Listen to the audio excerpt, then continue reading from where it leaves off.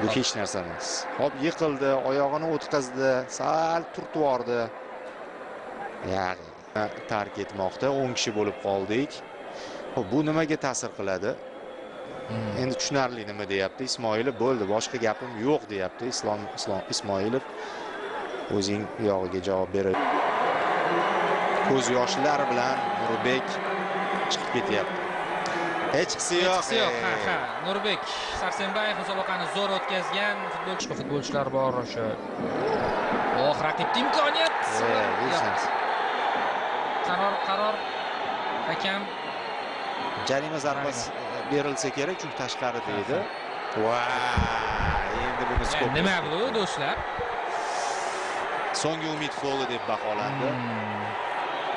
Hakamga topshirmoqda Ismoilov. Hakamga. Qo'shimcha taymlar yo'q. Turib berib, mayli hujumga bora olmasmiz. Turib berib, penaltilarni yutib ketamiz nasib. Mana hozir Ismoilov ham qo'llab-quvvatlayapti. Bu kerak. Yosh futbolchilar, ularga bo'layotgan voqealar.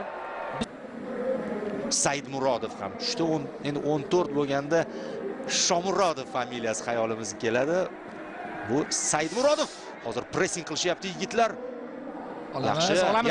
Aliyev bor. Yo'q, kerak. Bu yerda oxirgacha borgan va Yazid. Mana. Stop kadr.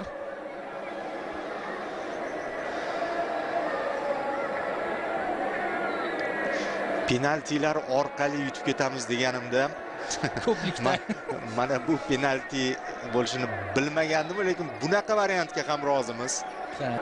Siz qanday qaror qabul qilasiz? 4 burchak chizadi. Hali ham penalti! Rakimov. Sen uchun biz hayajonlanamiz, sen hayajonlanma. Zarba! Afsuslar! Aynan Rustamjonov katta sahnaga chiqyapti, boya aytganimizdek. Vaqtni cho'zmayapmiz. Yo'q, hujumga. Bu o'zbekcha futbol mana shunaqa bo'ladi. O'rgan Saudiya, Hasanov o'tdi, ichkariga kirdi. Kirdi. Gol! Hasanovni butun dunyo ko'ryapti. Mana Hasanov. Hamma his etyapti. Mana ko'ram, darvozabonimizni darhol boshlaganiga respekt. Bu assist do'stlar, bu Edersoncha assist bo'ldi bu. Qarang qanday o'tib ketdi Sadriddin. Oyoqlar orasidan. Va yana bitta. Oyoqlar orasidan. Hozir Mo'minxon oldi. O'zbekiston Osiyo chempioni!